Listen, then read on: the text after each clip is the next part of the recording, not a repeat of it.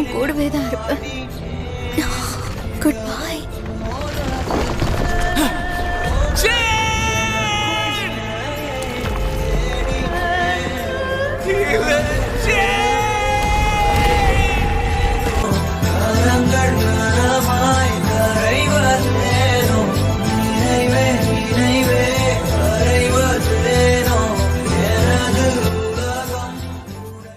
நீ சத்தியம் பண்ணிருக்க என் கூட டாங்கிங் சிட்டிக்கு வரேன்னு, குடும்பத்தை கண்டுபிடிக்கிறேன்னு.